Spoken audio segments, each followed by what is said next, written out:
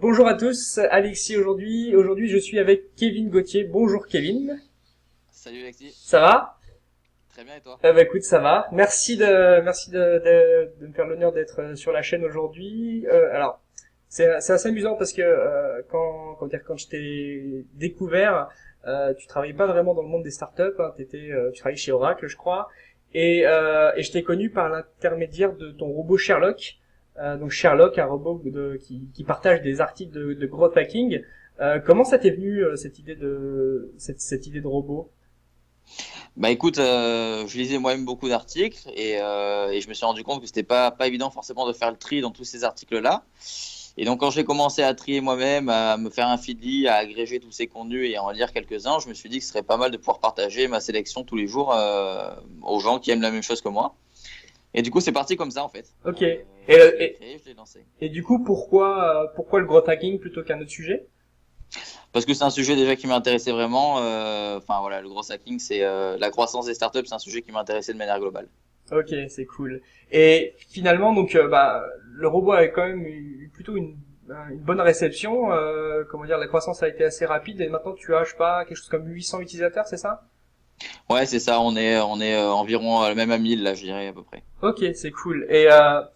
Et finalement, comment dire, tu dirais que les raisons pour lesquelles ton robot a si bien marché et s'est diffusé comme ça, c'était dû à quoi et quel mécanisme? Est-ce que toi, t'as utilisé des méthodes, des outils de growth hacking pour pouvoir développer l'audience? Comment ça s'est passé? Bah, des outils, pas vraiment, mais ce qui est sûr, c'est que on a fait un petit truc assez simple au final. On a pris un groupe Facebook de cibles, donc French Startup pour ceux qui connaissent. Ok. Et puis on a posté un petit post pour tester en bêta, en demandant de laisser enfin de commenter pour avoir accès à la bêta privée, ce qui a eu pour effet en fait de faire remonter le post sur le groupe Facebook pendant un petit moment, parce qu'on a eu 250 commentaires. Ok. Et donc du coup on est resté tout en haut pendant peut-être 2 3 jours sur un groupe à 30 000 personnes. Et du coup on a fait 300 users, tu vois, en une journée. Ah oui, d'accord. Donc c'était la majorité là. Et finalement, le robot ensuite s'est diffusé, j'imagine, essentiellement par bouche à oreille en fait. J'ai rien fait après. D'accord. Ah oui, donc comment dire, c'était vraiment que du bouche à oreille, donc c'est plutôt pas mal. Donc le robot, il a été lancé début 2017, enfin là, mars-avril, c'était ça? Ouais, c'est ça, ouais. Ouais, donc là, on fait cette vidéo en juillet 2017, donc ouais, non, c'est vraiment pas mal. Surtout si t'as vraiment fait aucun effort, ça veut dire que t'as une belle croissance organique, donc c'est vrai que c'est plutôt impressionnant. Et euh, et du coup, enfin finalement, si on parle du ressenti des utilisateurs, enfin c'est quoi le feedback que t'as eu plus souvent? Alors le feedback, c'était que je leur faisais gagner du temps en fait. La problématique, c'était vraiment le gain de temps. Ouais. Donc ça, c'était cool. Ils avaient l'impression que quelqu'un un peu s'occupait d'eux et donc leur fournissait du contenu. Tu vois, dans le métro le matin, bah voilà, t'as 1 heure, hop, bam, t'as tes 5 articles, tu t'occupes quoi. Ouais. Et le fait que je sois un humain, et donc d'ailleurs le robot il répond, s'il a pas compris, il dit bah je te propose de rentrer en contact avec Kevin. Ouais, Voilà, les j'ai gens vu t'aiment. ça. J'ai vu ça. Ça c'est assez cool. Les gens t'aiment bien, ils t'envoient des petits messages et tout, c'est cool. Ok, bah c'est vrai que enfin c'est cool d'avoir ce genre d'initiative parce que bon voilà, aujourd'hui Sherlock c'est comment dire, pour toi j'imagine que t'as commencé ça pas à temps plein, c'était un projet un peu sur le côté, mais ça bien d'avoir ce genre de finalement de démarche de personnes comme ça qui s'intéressent au growth hacking et qui aident la communauté à grandir. Et du coup, donc là, le robot est un peu en vacances, il se repose. Euh, C'est ça. quand il va revenir de vacances, c'est quoi, voilà, qu'est-ce que t'as envie de faire avec Sherlock? Dis-nous-en un peu plus sur finalement, voilà, ce que tu veux faire de Sherlock et qu'est-ce qu'il faut attendre de Sherlock dans les prochaines semaines, prochains mois. Ouais, alors bah, là, l'idée, ça serait vraiment de commencer à proposer plus d'articles. Et pour ça, j'aurais besoin de la communauté parce que je peux pas chercher tous les articles tout seul. Ouais, Donc, c'est vraiment d'associer la communauté dans une co-création de valeur, tout simplement, hein, que les power users eh ben, puissent aussi proposer leurs articles de plus en plus. Peut-être l'idée des catégories, carrément, ouvrir de plusieurs catégories et puis désigner des leaders sur les catégories. ouais, Et proposer donc des articles plus qualifiés enfin, personnaliser les articles en fonction de ce que tu aimes lire tous les jours. ok. Voilà, c'est vraiment le prochain step, c'est ça. Et j'ai vu que tu avais lancé une sorte d'initiative en featurant un gros hacker pendant une semaine à peu près, donc Julien Le Coupanec. Euh, comment ça a été reçu?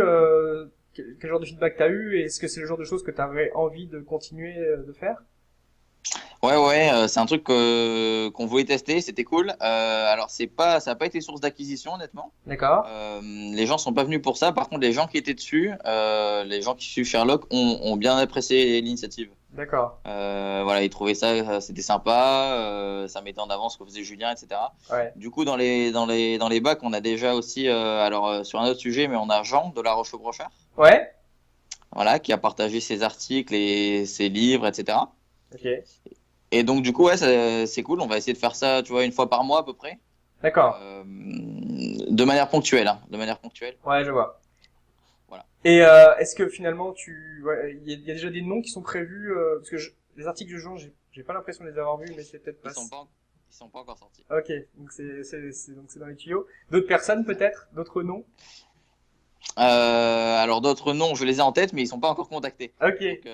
Donc ils resteront secrets. Ok, très bien. Bon bah écoute, donc on attend un retour de Sherlock pour septembre, pour août, on est Ouais, je pense qu'on sera entre fin août et ouais, fin août début septembre. ok, cool.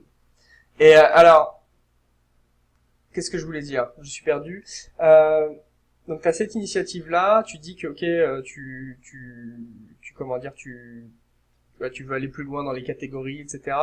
Est-ce que tu veux aussi partager d'autres types de documents, enfin d'autres types de formats parce que là c'est beaucoup d'articles. Est-ce qu'il y a d'autres choses que tu aimerais partager ou comment dire Ah ouais. ouais. Ouais, non, carrément, carrément. L'idée, c'est de pas rester forcément que sur l'article. Déjà, on poste des fois des bonus. Alors, je sais pas si tu as pu voir ça. Il y a des fois où on met un petit bonus et on met un podcast ou un livre en bonus. Oui, j'ai vu. Ouais. Donc, l'idée, c'est aussi de diversifier la chose. Et effectivement, après, bah, il y a ce qui est média vidéo et puis même peut-être pour aller plus loin, des fois, tout ce qui est des MOOC. L'idée, c'est de faire la formation au global. Ouais. Donc pas que sur l'article, même si l'article c'est le truc qu'on peut lire le plus simplement, snacker un article dans le métro, voilà. Ouais. Et finalement, pour toi, Sherlock, c'est vraiment un outil. Tu vois vraiment ça comme un outil d'auto-formation au sens large, c'est-à-dire l'information régulière et puis éventuellement des contenus plus denses, quoi. Ouais, exactement. Ouais. Ok. Mais toujours dans un format quand même court. Enfin, c'est-à-dire que le MOOC de 6 semaines, je pense que c'est un autre sujet qu'on va pas traiter. Oui, je vois. C'est vrai que faut que ça reste adapté au format du robot. Et c'est vrai que le chatbot, c'est quand même quelque chose qui vraiment tendance. Enfin, j'imagine que enfin, quelque part, c'est quelque chose qui a l'air de fonctionner puisque quand tu proposes quelque chose qui a du contenu, enfin, qui a de la valeur, comme voilà, comme Sherlock, t'obtiens tes premiers utilisateurs avec quelques efforts au début, mais finalement après, tu fais rien et tu te retrouves à multiplier par presque 3, presque 4 ton audience juste par le bouche à oreille. Euh, Mhm. enfin, comment t'as décidé de dire ok je vais faire comment dire un chatbot plutôt qu'une newsletter ou plutôt qu'autre chose. Qu'est-ce qui t'a décidé sur ce format-là? Bon, il y a les chatbots, je vais pas te cacher que c'était un peu hype quand même. Ouais, c'est une bonne Donc, raison. Hein. non, je sais pas, non, c'est pas une très bonne raison, mais c'était un peu hype et surtout il y a un truc que j'aime bien. Alors moi je déteste les mails, bon, ça c'est un truc personnel. D'accord. Donc très personnel, je déteste les mails et j'avais l'outil Chatfuel dans les mains à ce moment-là et je me suis dit en même temps je vais me former à l'outil, tu vois, tu vois comme quoi l'auto-formation, même dans un side project. Ouais, bah écoute, hein, faut Et jamais donc du arrêter. coup voilà, j'en ai profité pour mettre la main dans l'outil et voilà, je fais un peu de freelance d'ailleurs à côté, tu vois, en construction de chatbot. Ok. Et, et voilà, ça m'a permis de créer ça et je me suis dit que le canal Messenger était un canal sympa aussi pour toucher les users. Simplement. Ouais. Et donc du coup tu t'as fait d'autres chatbots avec Chatfuel sur d'autres projets, c'est ça que tu dis? Ouais, c'est ça. Ouais. Ok. Tu peux en parler un petit peu ou? Ouais, je peux en parler un petit peu. J'en ai fait notamment un dans la restauration, D'accord. sur de la restauration rapide, qui permet de faire de la prise de commande, de la livraison, de l'emporter, voilà, Ah, c'est cool. tout ce qui est. C'est Ouais, cool. c'est pas mal. Et du coup, j'imagine, est-ce que tu utilises Chatfuel, mais est-ce que tu utilises uniquement Chatfuel ou comment ça se passe? Ouais, Ouais. ouais. Moi, je dev pas du tout, donc j'utilise uniquement Chatfuel, ouais. Ok. Et tu t'es donc formé tout seul à Chatfuel ou comment ça s'est passé? Comme un grand. Ok. Ouais, c'est vrai que c'est un outil qui est relativement facile à utiliser, mais c'est vrai que il est facile à utiliser, mais j'ai vu que dans l'implémentation que tu en avais faite, c'était pas si trivial que ça sur certains aspects. Il y avait des choses qui étaient pas juste simplement je mets un bloc, je mets une réponse dedans. J'imagine que ouais, il y a un peu de, je trouvais que c'était vraiment bien implémenté. Cool. Ouais, disons que c'est un peu, tu sais, des arbres de décision. Alors, c'est plus un sens logique en fait. Si t'as un raisonnement logique dans ta construction de l'arbre, ça va. Ouais. Mais après, on va pas se mentir, Chatfuel reste quand même limité sur tout ce qui va être NLP, enfin pour comprendre le langage naturel, ces choses-là. Oui.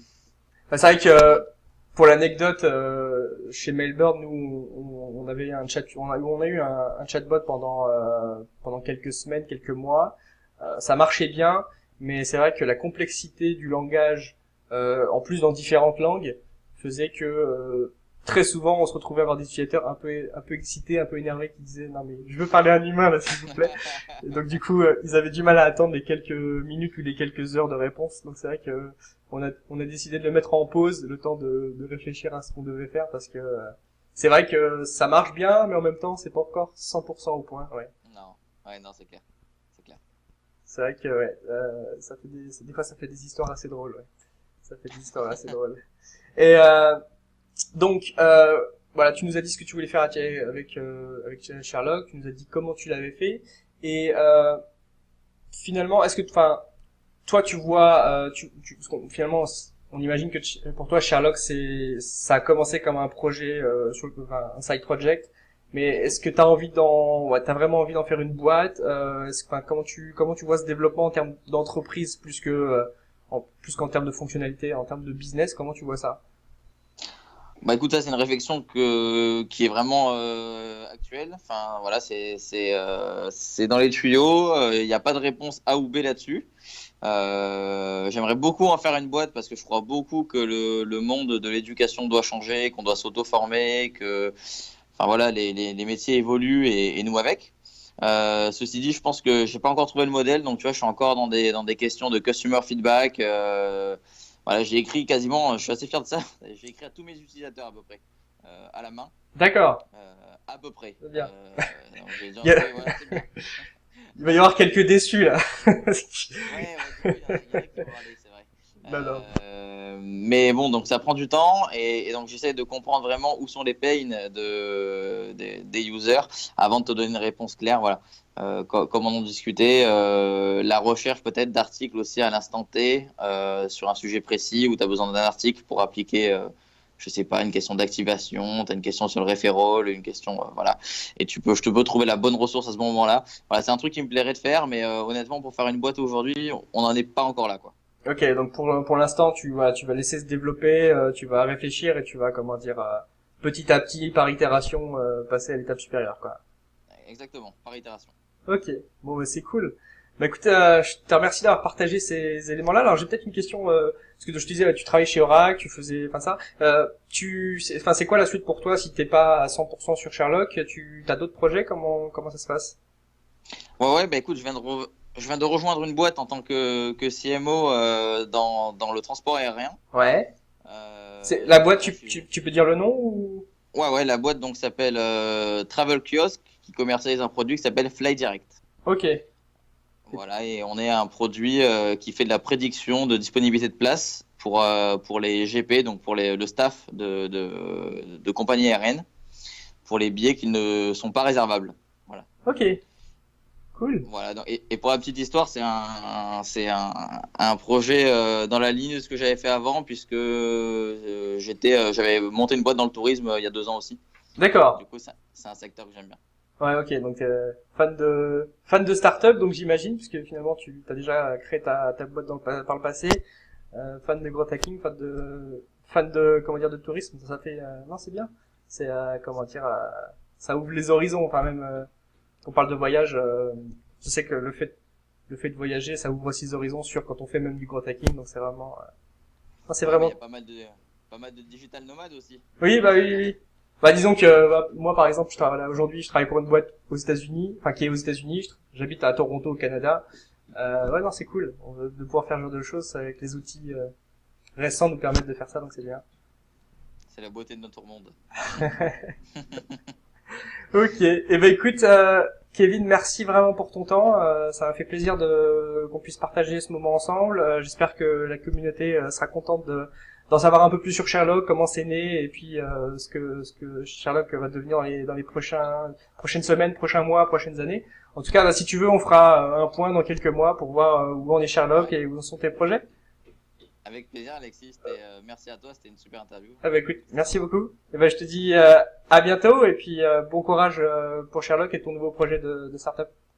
Ça marche, à très bientôt. Salut.